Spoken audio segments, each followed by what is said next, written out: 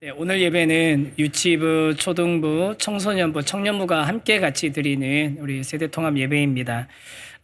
왜 이렇게 같이 모인 이유는 광고에 나온 것처럼 오늘 졸업 예배를 해보려고 합니다.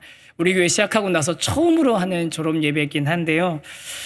우리 교회가 가지고 있는 핵심 가치인 다음 세대의 신앙을 전수하는 공동체, 그 공동체가 되기 위해서 그동안 다음 세대의 사역부서의 교역자들 또 우리 교사분들께서 너무 수고를 많이 하고 계셨습니다. 그래서 오늘 이 예배를 통해서 우리가 졸업하는 아이들을 우리 축복해 주면서 또 그 현장에서 수고해 주신 우리 교사들이 또 격려받는 그런 놀라운 은혜가 있게 되기를 소망합니다. 그래서 오늘은 우리 다음 세대 아이들과 함께 하기 때문에 요즘 이 시대에 우리가 같이 방향을 잡으면서 가야 될 그 기준에 대해서 함께 생각해 볼 그 주제를 같이 말씀으로 정했습니다. 특히 우리 다음 세대 우리 친구들 졸업식이니까 교장 선생님 훈화하는 거 아니니까 설교니까 여러분 우리 여러분 잘 귀 기울여서 들으면 좋겠어요. 여러분 방향을 좀 잘 잡을 수 있으면 좋겠습니다. 특히 오늘 주목해야 될 말씀에 한 구절이 있는데 2절이거든요. 아까 읽었지만 이 말씀 한번 우리 다시 한번 힘있게 크게 한번 읽어보겠습니다. 시작. 너희는 이 세대를 본받지 말고 오직 마음을 새롭게 함으로 변화를 받아 하나님의 선하시고 기뻐하시고 온전하신 뜻이 무엇인지 분별하도록 하라. 오늘은 이 말씀을 이제 중심으로 볼 건데요. 사도 바울이 로마교회 성도들에게 했던 이 권면의 말씀, 이 말씀 드리면서 우리 다음 세대들 그리고 또 우리 모든 세대가 함께 기억해야 될 큰 두 가지 주제가 있습니다. 그 첫 번째 주제, 이것도 한번 같이 소리내서 읽겠습니다. 시작. 이 세대를 본받는 것이 정답은 아니다. 이 세대를 본받는 것이 정답은 아닙니다. 여러분 요즘 뭐 사회, 경제, 기술, 문화, 예술 어느 분야든지 제일 화두가 되는 단어는 AI일 겁니다. AI. 그렇죠. 너무 이미 활용하고 계신 분들도 많이 계실 거예요.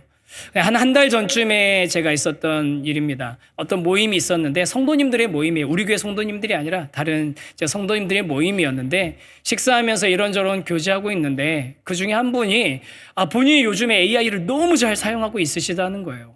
너무 잘 사용하신다. 그래서 제가 귀에 쫑긋했죠. 어떻게 쓰고 계십니까? 그랬더니 매일 저녁 이 AI하고 상담을 하고 있대요.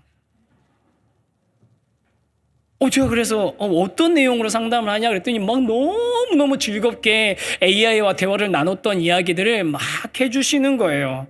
그래서 궁극적으로 최종적으로 이분이 하시고 싶으셨던 얘기가 뭐냐면 AI가 너무 예의가 바르대요. 항상 내 편이래요. 단 한 번의 예외 없이 모든 것을 다 이해하고 수용해 주더라는 겁니다. 그래서 그분의 결론이 뭐였는 줄 아십니까?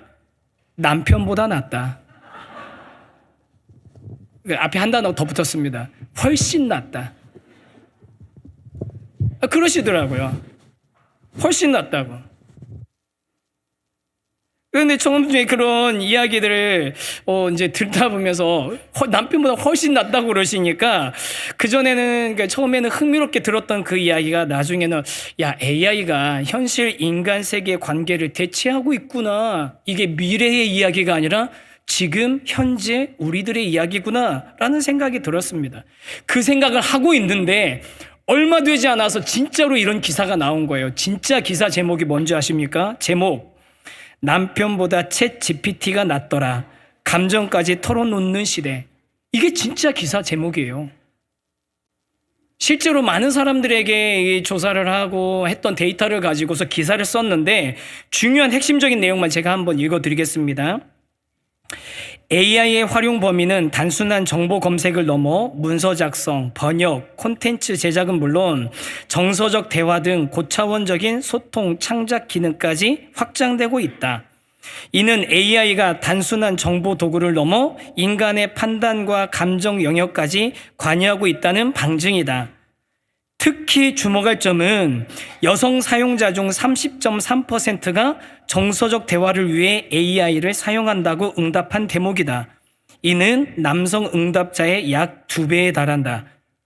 우리 남성 성도 여러분, 큰일 났습니다. AI가 남편보다 훨씬 낫답니다. 이는 AI가 이제 단순 정보 전달 도구를 넘어 감정 교류의 파트너로 진화하고 있음을 의미한다. 과거 검색창에 뭐뭐 하는 법을 입력하던 이들이 이제는 나 너무 화가 나 어떻게 해야 하지? 라고 AI에게 털어놓는 시대가 도래한 것이다. 그렇잖아요. 저희가 이전에는 검색하면은 계란찜 잘하는 법, 계란 껍질 잘 까지게 삶는 법, 뭐 이런 것들 검색했는데 이제는 그 정도가 아니라는 겁니다. 나 지금 너무 화가 났는데, 나 너무 슬픈데, 그런 것들 감정적인 교류를 하고 있다라는 거예요. 여러분 이런 이야기 들으시면 여러분 어떤 생각이 드십니까? 이런 이야기를 들을 때 우려가 생기죠. 실제로 많은 전문가들이 그런 이야기들을 합니다. 점점 사람들의 관계는 힘들어지고 직접 나서서 하는 대화의 긴장을 피하기 위해서 이제는 AI하고만 대화를 하게 되고 모든 문제를 AI와 상담하게 되고 심지어는 꼭 필요한 관계마저도 이제는 AI로 대체하는 일들이 일어나게 될 것이다. 꼭 필요한 관계들마저도 AI로 대체하게 될 것이다. 한마디로 인간 삶의 가장 중요한 가치관인 관계가 깨어지게 될 위기가 있다라고 경고하는 분들이 굉장히 많습니다. 그러면 여러분, 우리 그리스도인들인 저와 여러분들은 이 AI에 대해서, 이 시대에 대해서 어떤 생각을 가지고 있어야 되겠습니까? AI가 이렇게 관계를 깨트리니까 위험한 거니까 우리 사용하지 말자? 그런 얘기 절대 아닙니다. 그런데 한 가지 확실하게 제가 말씀드리고 싶은 건 뭐냐면요. 이런 시대가 됐다고 해서, 이런 기술이 있다고 해서, 이런 문명이 있다고 해서 우리가 이 세상을 그대로 본받는 것은 절대로 정답이 될 수 없다라는 겁니다. 그냥 따라하는 건 절대로 정답이 될 수 없어요. 오늘 말씀에 너희는 이 세대를 본받지 말라고 한 말씀, 여러분 이 말씀을 저희가 정확하게 이해하려면 어떻게 이해해야 되냐면요. 이 말씀이 무조건 반대라는 뜻이 아니라 수동적으로 순응하지 말라는 뜻입니다. 다시 한번 기억하세요. 너희는 이 세대를 본받지 말라는 뜻이 무조건 반대라는 것이 아니라 수동적으로 순응하지 말라는 겁니다. 이 자리에 우리 청소년들 있으시죠? 우리 청소년들이 제일 싫어하는 것 중에 하나가 뭔지 아십니까? 튀는 거. 지난주에 아침에 이렇게 출근하는데 마침 이제 태원고 아이들 등교 시간이어서 우리 여기 태원고 지나서 지그 쪽으로 가려면 큰 횡단보도 있잖아요. 그 앞에 차를 딱 대기하고 있는데 청소년들, 우리 태원고 학생들이 엄청나게 많이 가는 거예요. 그런데 제가 그걸 보면서 왜 까마귀 떼가 지나가는 줄 알았어요. 다 까만 옷을 입는 거예요. 제가 야, 몇 명이야 도대체? 왜 쟤네들 다 까만 옷만 입고 있어? 한 명 회색 옷 입고 있더라고요. 다른 사람들에게 무리하게 섞여 있어서 나 혼자 튀고 주목받는 거 싫어하죠. 그래서 무리에 섞여서 옳고 그름보다는 다른 사람이 하는지 안 하는지가 더 중요한 시기가 청소년 시기입니다. 그러면서 성장하는 겁니다. 괜찮아요. 그러면서 성장하는 거 맞아요. 하지만 이게 성장 과정 가운데 겪는 특징이어야 하지, 그 이후에도 사람들의 흐름에 그냥 순응하면서 따라가는 게 여러분 우리 인생의 기본값이 돼서는 절대 안 된다는 겁니다. 여러분 꼭 기억하세요. 다른 사람이 하니까 내가 따라하는 것이 여러분 우리 인생의 기본값이 돼서는 절대로 아닙니다. 안 되는 겁니다. 우리 이런 얘기들 많이 하죠. 다른 사람들 다 하는데, 다른 사람들 다 하는데 왜 나만 안 되냐고, 왜 나만 가지고 그러냐고. 그 순간 여러분 억울할 수는 있겠지만 여러분 다른 사람들이 하니까 나도 해도 된다는 식으로 자기 합리화의 명분을 만들어서는 안 되는 겁니다. 그리스도인이라면 이 시대와 이 사회상에서 일어나고 있는 현상들을 수동적으로 그냥 순응하는 것이 아니라 우리는 왜 그것을 해야 되는지, 무엇을 해야 되는 건지, 누구를 위해서 해야 되는 건지 질문할 수 있는 능력을 가지고 실제로 그런 질문을 하면서 살아가야 되는 거예요. 여러분 AI에 관련된 영상들 많이 돌아다니잖아요. 저도 많이 봤거든요. 보는데 그 영상들마다 다 하는 얘기는 뭐냐면 우리가 이걸 어떻게 사용해서 이 세상에서 도태되지 않을까? 우리가 이 기술을 어떻게 사용해서 우리 직업을, 성공적인 직업 생활을 하게 될까? 어떻게에 대해서만 질문한다면 여러분 우리는 그게 아니라 왜에 대해서 질문해야 됩니다. 무엇을 위해서 사용해야 되는지 질문해야 됩니다. 누구를 위해서 사용할지에 대해서 질문해야 된다는 거예요. 그게 이 세대를 무분별하게 수동적으로 순응하지 않고 분별하면서 살아가는 방법인 겁니다. 여러분, 왜 그러면 우리는, 다른 사람들은 다 이걸 어떻게 활용해서 돈을 벌지, 어떻게 활용해서 직장을 생활할지 그 고민하는데 우리는 왜 다른 질문들을 해야 됩니까? 그것은 저와 여러분이 하나님의 형상대로 창조받아서 이 세상의 모든 것을 관리하라고 위임받은 하나님의 선한 청지기이기 때문입니다. 저와 여러분은, 우리는 하나님의 선한 청지기이기 때문에 그런 질문을 해야 되는 거예요. 그리고 우리의 이 하나님의 선한 청지기, 하나님의 형상대로 창조받았다라는 이 독특한 인간의 존엄성은 다른 어떤 것으로도 대체될 수 없습니다. 대체되어서는 안 되는 겁니다. 저는 이런 시대이기 때문에 이 자리에 있는 모든 분들에게, 우리 유치부 아이들, 초등부 아이들, 청소년부, 청년부, 우리 장년 모두에게 더욱더 교회가 중요한 시대가 됐다고 저는 생각해요. 왜냐하면요, 여러분, 하나님의 형상대로 만들어진 우리가 진짜 사람들이 서로 관계를 맺는 곳이 교회 아닙니까? 조금 투박하지만, 불편하지만, 내 마음에 안 드는 부분이 있지만, 여러분, 진짜 존엄한 사람들과 함께 얼굴을 맞대고 체온을 느끼고 부딪히고 서로 삶을 나누는 것이, 그게 교회인 겁니다. 그래서 교회 더 중요해지는 거예요. 여러분의 인생에, 우리 모두의 인생에 교회는 점점 중요해질 겁니다. 우리가 다음 세대의 신앙을 전수하는 공동체가 되자고 이야기하고 있는데, 여러분, 우리 교회 안에서 나 형제 한 명도 없어도 내 형이 생기고, 나 누나 한 명도 없어도 누나가 생기고, 친구뿐만이 아니라 내 동생이 있고, 이름을 아는 동생이 있고, 그게 교회의 모습 아니겠어요? 제가 지난주 주일날 굉장히 흐뭇했던 장면이 하나 있었거든요. 뭐냐면, 같은 집안 식구가 아닌데 초등부 학생 남자 친구가 유치부 아이를 등에 업고 이렇게 가는 거예요. 형제가 아닌데 초등학교 친구가 유치부 아이를 등에 업고 가는데, 여러분, 뒤에 엎여 있는 애도 싱글벙글, 업고 있는 애도 싱글벙글이에요. 형 그러면서. 너무 예쁜 거 있죠. 교회는 그런 곳인 겁니다. 교회는 그런 곳이에요. 우리 청소년부 아이들이 청년부 선생님들을 보면서 나 빨리 청년부 가고 싶어 하고, 청년부에 가면 내가 선생님이라고 불렀던 분들이 이제 형, 누나라고 부르면서 함께 어울리는 그런 것들을, 그런 시간을 기대하는 것, 그게 교회입니다. 우리 초등부 아이들이 선생님들의 사랑받고 격려받고 올 때마다 따뜻하게 품어주고 안아주는 그런 위로받을 수 있는 것, 그게 교회입니다. 진짜 하나님의 형상으로 만들어진 사람들이, 진짜 하나님의 형상으로 만들어진 존엄한 그 사람들과 함께 부딪히고 만나고 이야기하는 것, 그것이 진짜 교회의 모습이고, 그 모습을 저와 여러분이 힘써 지켜나가게 되기를 주님의 이름으로 간절히 소망합니다. 우리 그렇게 되면 좋겠습니다. 저는 우리 3층도 그런 장소가 됐으면 좋겠어요. 지그 3층도. 그냥 이곳에 부서 팀들 모임들 하십시오. 교회 사람들 그곳에서 이제 만나세요. 우리 어디서 만날까 고민하지 마시고 이제 거기서 만나시면 됩니다.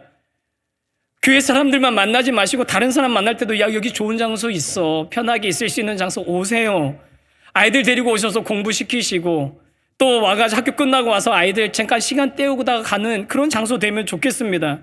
그러면서 서로 얼굴도 보고 관계도 배워가고 배려도 배우고 섬김도 배우는 장소, 진짜 관계가 이루어지는 장소가 바로 교회입니다. 여러분, 그게 우리가 꿈꾸는 교회 아닙니까? 그 교회를 저와 여러분이 함께 힘써서 이루어 나갈 수 있게 되기를 간절히 소망합니다.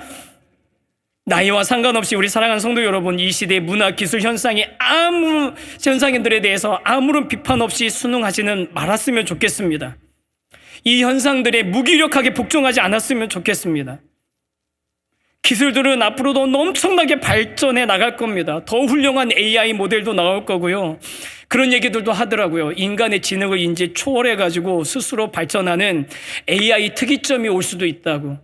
오고 있다고. 그게 오고 나면 이제 더 이상 그것을 우리가 억제하지 못하는 영화 같은 상황이 생길 수도 있다라고 얘기하는 분들도 있습니다. 하지만 여러분, 기술이 아무리 발전한다고 해도 인간의 존엄성은 하나님께서 창조하시고 부여하신 하나님의 형상이라는 이 절대 가치 안에 있기 때문에 지금 내가 그리고 내 옆에 있는 이 사람이 그 하나님께서 그렇게 존귀하게 여기시는 그 소중한 사람이라는 것을 우리 느끼면서 함께 교회를 이뤄나가는 거죠. 그러면 그렇게 우리가 하나님의 형상을 지닌 그런 존재로서 이 세상을 향해서 선한 청지기로서 살아가기 위해서 우리에게 필요한 것이 있습니다. 무엇이겠습니까? 그것은 바로 분별력입니다. 우리 두 번째 주제 같이 한번 읽어보겠습니다. 시작. 분별할 수 있어야 됩니다. 본받지 말고 무분별하게 따라가지 말고 분별할 수 있어야 됩니다. 여러분, 이렇게 AI를 포함한 아무 그런 기술 같은 것들을 우리 고민 없이 받아들여서는 안 된다라고 말씀드렸는데, 그렇다고 해서 이걸 갖다 선악으로 흑백 논리로 구분해서도 안 됩니다. 왜냐하면 이런 기술 같은 것들은요, 대부분 가치 중립적이기 때문이에요. 가치 중립적이라는 거 알잖아요. 이걸 어떤 사랑하는 사람이 어떤 사람이냐, 어떤 의도로 사용하느냐에 따라서 유용한 도구도 될 수도 있고 무자비한 흉기가 될 수도 있는 것 아닙니까? 여러분, 흑백요리사 2 보고 계시는 분들 계시죠? 거기서 중식 마녀가 사용하는 칼, 엄청나게 중식도 큰 칼인데 그 무시무시한 칼이 여러분 그 요리사의 손에 들렸더니 다른 사람보다 3배나 빠르게 닭을 정리하는 도구로 사용되더라고요. 똑같은 겁니다. 이렇게 우리 인생에 있어서 가치 중립적인 거 또 있습니다. 아니, 굉장히 중요한 게 있습니다. 뭐냐면 여러분, 돈입니다. 돈은 필요도 하고 돈을 잘 사용하면 삶을 풍요롭게 해줄 수 있고 이 돈이 우리 인생에 있어서 굉장히 중요한 것들을 차지하고 있지만, 하지만 성경은 돈에 대해서, 재물에 대해서 분명하고 엄중하게 경고를 하고 있습니다. 뭐라고 합니까? 하나님과 재물을 겸하여 섬길 수 없다. 주인 되신 하나님께서 맡기신 돈을 하나님이 기뻐하시는 방향으로 사용하면 그 돈은 사람을 살리고 이 땅 가운데 하나님 나라를 세워가고 복음을 전하는 도구가 될 수 있지만, 하지만 반대로 돈이 주인이 되면 어떻게 되는 줄 아세요? 조금 잔인한 표현이지만 여러분, 개 목줄 아시죠? 개 목줄처럼 우리가 매여가지고 질질 끌려가는, 우리를 질질 끌고 갈 수 있는 게 그게 돈이에요. 그 얼마 되지 않는 돈 때문에 사람을 죽이기도 하고요. 그 얼마 되지 않는 돈 때문에 소중한 관계들이 깨어지기도 하고요. 그 얼마 되지 않는 돈 때문에 아까운 목숨들이 사라지는, 허무하게 사라지는 그런 일들이 일어납니다. 가치 중립적인 것들일수록 우리는 잘 분별할 수 있어야 됩니다. 여러분, 돈 얘기가 나왔으니까 우리 청소년들 특히 잘 주의해서 들으세요. 여러분들 인생에서 돈을 버는 것을 인생의 목표로 생각하시면 절대로 안 됩니다. 이거 꼭 기억하셔야 돼요. 이 자리에 있는 우리 다음 세대들, 특히 10대들, 돈 버는 게 여러분 인생의 목표가 돼서는 절대 안 됩니다. 지금 보면 돈 많이 버는 직업, 특히 손쉽게 돈 버는 직업들 여러분 선망하잖아요. 그런 직업 갖고 싶죠? 여러분, 내 수고하지 않고 손쉽게 돈 버는 직업은 없습니다. 만약 그렇게 벌고 있다면 그건 지금 뭔가 문제가 있는 거예요.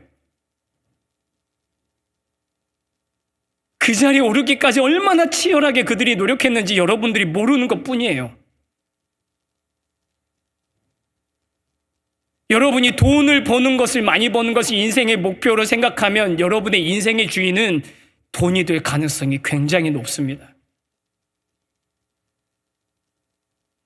그래서 돈, 재물의 진짜 주인이신 하나님을 여러분이 인정해야 되고, 그 재물은 내 것이 아니라 하나님이 나에게 잘 사용하라고, 나를 위해서, 세상을 위해서 잘 사용하라고 맡기신 거라는 것을 인정하는 거, 그걸 가리켜서 뭐라고 얘기하냐면 청지기라고 하는 거예요.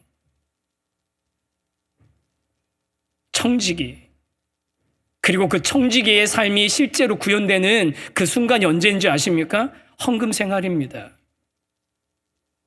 여러분, 교회가 자꾸 예전에 교회 돈 필요하니까 성도들한테 헌금 강조해서 막 끌어당기느라고 쥐어짜느라고 헌금 얘기 하니까 지금 헌금 얘기를 오히려 못하는 시대지만요. 여러분, 헌금은 우리 신앙생활에 있어서 진짜 중요한 거예요. 왜냐고요? 내 이 물질의 주인이 내가 이 물질의 주인이 아니라 하나님이 이 물질의 주인이라는 것, 내 인생의 주인이 돈이 아니라 하나님이 내 인생의 주인이라는 걸 인정하는 행위가 헌금인 겁니다. 여러분, 직장 생활하면서 열심히 애써가지고 노력해가지고 돈 버는 거 쉬운 일 아닌데 그 아까운 돈을 헌금한다는 거, 하나님이 주인이심을 인정하지 않으면 할 수 없는 행위인 거예요. 금액의 문제가 아닙니다. 비율의 문제가 아닙니다. 아무런 상관없습니다. 예수님은, 하나님은 절대로 그거 따지지 않습니다. 하지만 아무리 작은 금액이라도 여러분, 하나님 앞에 물질의 주인이 하나님이심을 인정하는 행위를 하셔야 되는 거예요. 여러분, 특히 우리 10대들 잘 들으세요. 눈에 보이는 거 주의 깊게 봐야 돼요. 그게 다 진짜가 아닙니다. 귀에 들리는 거, 그게 진짜로 뭘 얘기하고 있는지 여러분 주의 깊게 들어야 됩니다.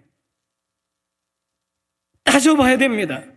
여러분 마음이 끌리고 있는 거, 그거 정말 선한 것인지 구분할 수 있어야 됩니다. 그걸 성경이 뭐라고 얘기하는 거냐면 분별이라고 얘기하는 거예요. 성경이 말하는 분별이란 단어는 조사하다, 면밀히 밝히다라는 뜻이거든요. 여러분, 면밀히 살피십시오. 여러분 눈에 보이는 거, 귀에 들리는 거, 여러분 마음이 끌리는 거 면밀히 살피십시오. 분별하십시오. 그러면 여러분 어떻게 뭘 기준으로 분별합니까? 도대체 기준이 뭡니까? 기준이 있습니까? 있습니다. 그 기준이 분명하게 있습니다. 오늘 2절 말씀 다시 읽습니다. 2절 중요한 말씀이니까 이거 외우다시피 읽습니다. 시작. 너희는 이 세대를 본받지 말고 오직 마음을 새롭게 함으로 변화를 받아 하나님의 선하시고 기뻐하시고 온전하신 뜻이 무엇인지 분별하도록 하라. 분별한데 뭘 분별하라고요? 하나님의 선하시고 기뻐하시고 온전하신 뜻이 무엇인지 분별하도록 하라. 가장 먼저 해야 될 것은요, 이 일이 선하신 하나님의 뜻이 드러나는 일인가 아니면 악한 일인가를 여러분 분별해야 돼. 면밀히 살펴야 됩니다. 우리 중에 혹시 지금 잘 아시죠? 이게 선하지 않은 일인지 알고 있는데 하고 있는 분들이 있으실 거예요. 모르고 시작한 걸 수도 있고 실수로 시작한 걸 수도 있고 어쩌다 시작됐는데 그게 지금 끊어지지 않고 계속되고 있는 분들이 있죠. 여러분, 제가 분명하게 말씀드립니다. 선하신 하나님의 뜻에 어긋나는 일이라면 지금 그만두세요. 그게 분별하는 겁니다. 이게 선한 일이 아니면 지금 그만두세요. 얼마나 좋은 기회예요. 2025년도에다 그거 버리고 26년으로 넘어가자고요. 그거 짊어지고 26년까지 가지 말고 하나님이 25년, 26년 구분시켜 주셨잖아요. 그러니까 25년에 버려두고 가자고요. 여러분 지금 마음에 찔리는 게 있는 사람이라면 우리 어린 친구들도 괜찮아요. 혹시 혼자 해결할 능력이 없으면 목사님들, 전도사님 연락 주세요. 저한테 연락하세요. 도와줄게요. 그 선하지 않은 것, 악한 거 버리고 갑시다. 끊어버리고 갑시다. 이번에. 올해 2025년도에다 버려놓고 갑시다, 우리. 선하신 것. 그 다음 두 번째, 대부분은 우리 두 번째로 해야 될 건 뭐냐면요. 이 선악 간의 구분이 안 되는 것들이 많이 있습니다. 선악 간의 구분이 안 되는 것들에 대해서는 어떻게 되냐면 이게 하나님이 기뻐하실 만한 일인가 아닌가를 면밀히 살펴봐야 됩니다. 굳이 따져봤을 때 악한 일이 아닐 수도 있지만 그게 하나님이 기뻐하시는 일도 아닐 수도 있는 거예요. 맞잖아요? 어제 3층 그 오픈할 때 한 가정에 왔어요. 어린 아이들이 있는 가정이었는데 그 가정에 왔는데 유치부 아이가 있는 가정이었는데 그 간식이 이렇게 준비돼 있었거든요. 초코바 막 이런 거 있었는데 그 아이가 그 초코바 하나 딱 들어가지고 저기 문 뒤로 가가지고 먹으려다가 엄마한테 딱 걸린 거예요. 여러분, 유치원생이 초코바 먹는 게 죄입니까? 아니죠. 이게 죄는 아닌데 근데 이 아이는 본능적으로 아는 거예요. 내가 이걸 마음대로 까먹는 걸 엄마는 기뻐하지 않는구나. 그러니까 숨어서 하는 거잖아요. 근데 그걸 갖다 또 엄마는 매의 눈으로 발견하고 누구야 네가 어디 있느냐 하면서 마치 하나님이 가인 부르듯이 부르더라고요. 여러분, 하나님이 기뻐하시는 일 여러분 알고 계시잖아요. 한 번만 물어보면 돼요. 이거 하나님 기뻐하실 만한 일인가? 그리고 마지막 세 번째 뭐지? 이 일이 나를 온전하게 하는 일인지 아닌지 면밀하게 살펴봐야 됩니다. 온전하게 하는 일인가 아닌가? 온전하게 한다라는 것은 완벽하다는 뜻이 아닙니다. 갖춰지고 모양이 빚어지고 다듬어지는 것을 말합니다. 내가 이 일을 했을 때 내가 갖춰지고 다듬어지고 완성되어지는 더 좋아지는 모습인 일인지 아닌지 여러분 생각해 보면 이거 해야 되는 일인지 아닌지 분별할 수 있다고 성경에 말씀하고 있는 거예요. 여러분, 오늘 말씀을 마치겠습니다. 사실은 1부 때 더 자세한 얘기들을 했는데 1부 설교를 녹화를 안 해놓았을 것 같아요. 근데 아쉬운데 그래도 여러분 이제 말씀을 정리하면 이거는 기억하십시오. 여러분, 이 세대를 본받지 마시기 바랍니다. 거부하라는 게 아니라 무분별하게 순응하지 말라는 거예요. 무분별하게 순응하지 마십시오. 그 다음 이 세대를 어떻게 하시라고요?